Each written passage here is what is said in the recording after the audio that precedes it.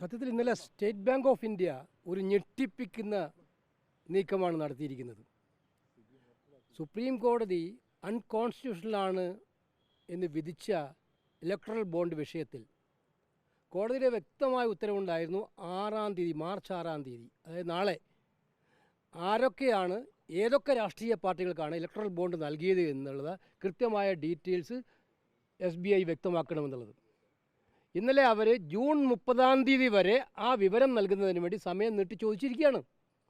June 30 എന്ന് പറഞ്ഞാൽ June 16-ാം തീയതി കൂടിയാണ് ഈ ലോക്സഭയുടെ കാലാവധി ഇരുന്നത്.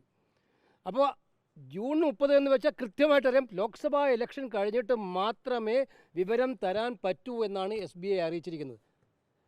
ഇത് ഞാൻ മനസ്സിലാക്കിയെടുത്തോളം 44,000 ചില്ലാൻ ഡാറ്റകളാണ്, ഈ ഡോണേഴ്സിൻ്റെ ഡാറ്റകളാണ് നമ്മൾ എടുക്കേണ്ടത്.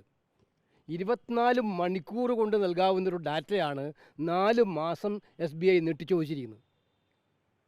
ഞങ്ങൾ അന്ന് തന്നെ പറഞ്ഞതാണ്, ഇത് അഴിമതിയുടെ ഏറ്റവും വലിയ ഭൂകമ്പമായിരിക്കും വരാൻ വേണ്ടി പോകുന്നത്.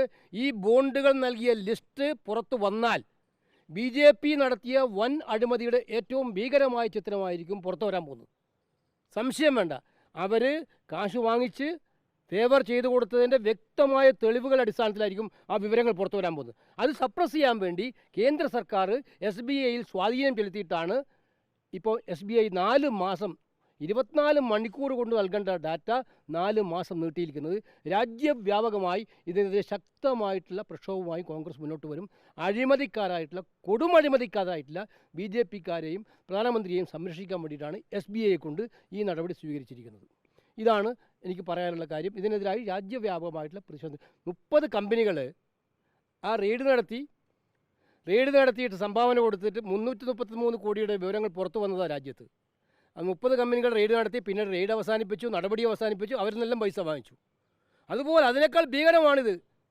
ഈ ഇലക്ട്രൽ ബോണ്ടുകൾ ഏറ്റവും കൂടുതൽ ബെനിഫിറ്റ് കിട്ടിയിരിക്കുന്നത് BJPക്ക് മാത്രമാണ്. ആ കിട്ടിയതെല്ലാം അഴിമതിക്കാരിൽ നിന്നാണ് എന്ന് വ്യക്തമാക്കുന്നതാണ്, അവർക്ക് വേണ്ടി ഫേവർ ചെയ്തെന്ന് വ്യക്തമാക്കുന്നതാണ് ഈ വിവരങ്ങൾ.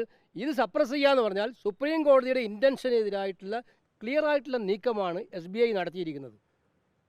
നീതിപീഠം ഇതിനകത്ത് ഇടപെടുമെന്ന് ഞങ്ങൾ പ്രതീക്ഷിക്കുകയാണ്.